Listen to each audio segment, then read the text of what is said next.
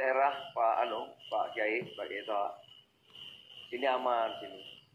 Jakarta nggak ada masalah. Yang jauh-jauh ada loh yang berubah.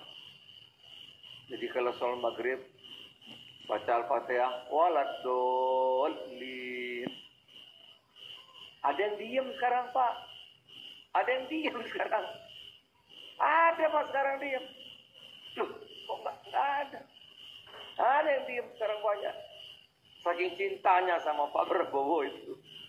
Ya, itu kalau tahiyatul akhir Pak Yai, kan gini Pak Yai. Tahiyatul akhir kan gini. Sekarang banyak gini Pak. Kayak gini.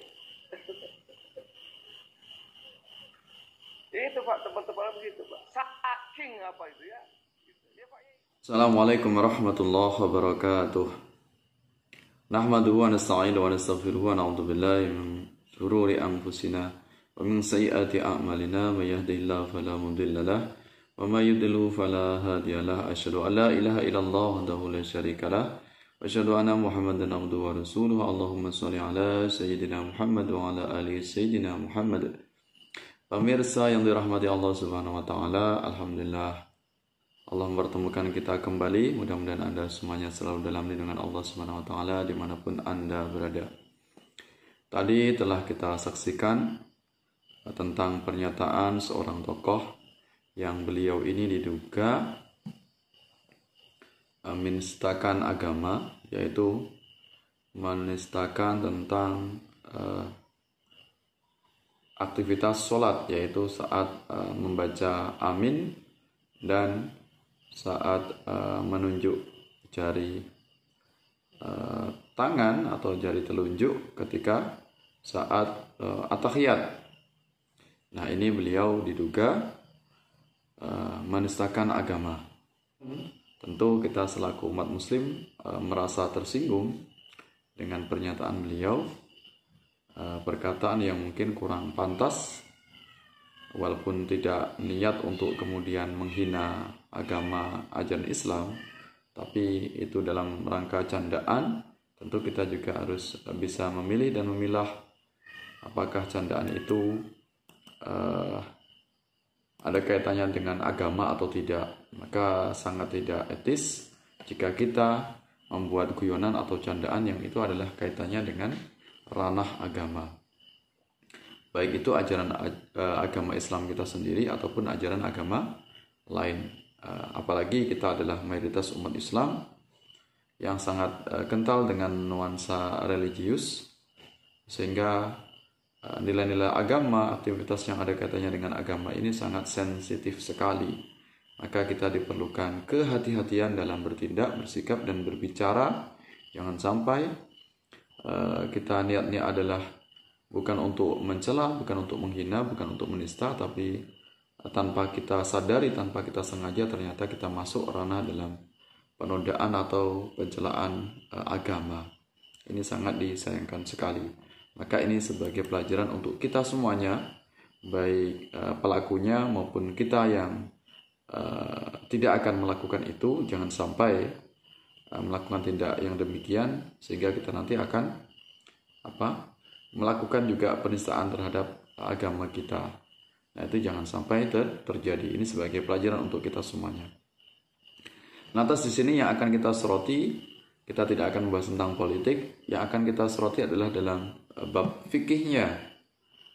Ada dua hal yang bisa kita ambil dari pernyataan dari tokoh tadi, yaitu beliau tentang mengucapkan amin dan melakukan menunjuk saat at-tahiyat atau menunjuk menggunakan jari telunjuk ketika at-tahiyat. Nah, ini bagaimana akan kita kaji dalam hukum Islam. Menurut fikih, apakah hukum mengucap amin ketika sholat saat imam setelah membaca Al-Fatihah ini bagaimana hukumnya, termasuk hukum saat mengangkat jari tangan, jari telunjuk dan menunjukkan ke arah depan, ke arah kiblat tempat sujud ini, bagaimana hukumnya? Apakah hukumnya wajib, sunnah, atau makruh? Atau bagaimana sebenarnya? Ataukah mubah? Nah, ini yang akan kita kaji. Nah, ini ada dalil hadis yang saya dapatkan tentang perintah dari Rasulullah agar membaca amin ketika imam sudah membaca surat Al-Fatihah di akhir ayat ya. Ini hadis dari Imam Tirmidzi. Hadis ini dikutip oleh Imam Tirmidzi yang bersumber dari sahabat yang bernama Wail bin Hujr. Ya, dia berkata, ya, sami'tu Rasulullah sallallahu alaihi wasallam yaqra'u ghairil maghdubi alaihim waladdallin faqala amin madda biha sautahu. Sami'tu Rasulullah, aku telah mendengar Rasulullah wasallam yaqra'u, membaca, ya, ghairil maghdubi alaihim waladdallin di akhir dari surah Al-Fatihah. Faqala, kemudian beliau mengatakan amin. Ya, berarti beliau ini sebagai imam juga membaca amin. Madda biha, dengan memanjangkan sautahu, yaitu suaranya. Berarti dibaca amin sebagaimana yang kita ucapkan. Nah, berarti ini diucapkan oleh Rasulullah ketika beliau saat menjadi imam. Kemudian ada hadis yang kedua, ini bersumber dari Imam Tabrani yang juga dari sahabat Wail bin Hujr. Jadi dikutip oleh Imam Tirmidzi dan Tabrani yang mengutip dari satu sahabat yang tadi, sama bersumber dari sahabat yang bernama Wail bin Hujr. Dia berkata, ra'aitu Rasulullah dakhala shalah. Aku melihat Rasulullah masuk melaksanakan sholat.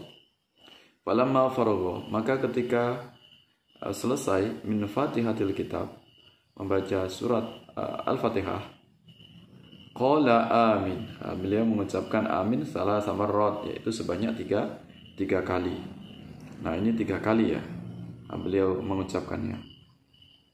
Nah, ini lantas dengan kita berpedoman dengan 2 hadis ini, tentunya mungkin ada banyak hadis-hadis yang lain diriwayatkan oleh imam yang lain.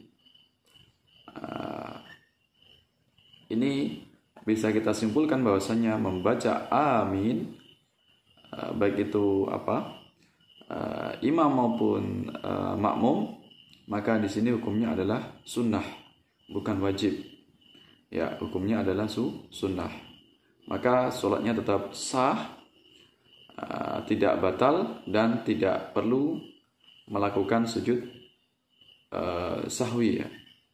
Nah, ini jadi tetap sholatnya dihukumi sah, tidak perlu melakukan sujud sahwi. Nah, ini jadi tetap sah ketika tidak membaca amin. Jadi kita diam saja. Setelah itu kita membaca surat Al-Fatihah sendiri. Saat imam membaca surat pendek tanpa kita membaca amin, tetap sholatnya hukumnya sah ya. Nah, ini. Kemudian yang tentang hukum bagaimana saat kita at-tahiyat, baik itu at-tahiyat atau tasyahud awal maupun tasyahud akhir, tidak menunjuk ke depan, bagaimana ini hukumnya? Apakah kita diharuskan menunjuk ke depan atau mengangkat jari telunjuk, ataukah ini boleh kita meninggalkannya? Nah, di sini akan kita bahas. Ini saya mendapatkan satu hadis yang diriwayatkan Ibnu Umar, yang bersumber dari Ibnu Umar, yang dikutip oleh Imam Muslim. Ya, Ali bin Umar anna Rasulullah sallallahu alaihi wasallam, dari Ibnu Umar, nama lengkapnya itu Abdullah bin Umar ya.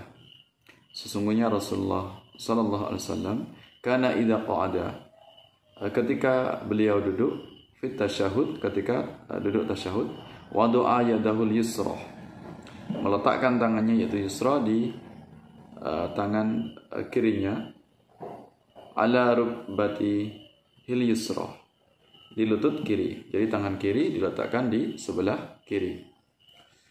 Wa wada'a yadahul yumna, dan meletakkan tangan kanan ala rukbatihil yumna, di atas lutut sebelah kanan. Wa aqada salasan wa khamsin, membentuk salasan wa khamsin. Salasa itu 3, khamsin 50. Jadi 53. wa asyara bisababati. Membentuk angka 53, wa asyara bisababah, dan memberi isyarat mengangkat jari telunjuknya. Ini riwayat dari Muslim. Maksudnya membentuk angka 53, yaitu 3 ini adalah 3 jari kita yang kita lipat.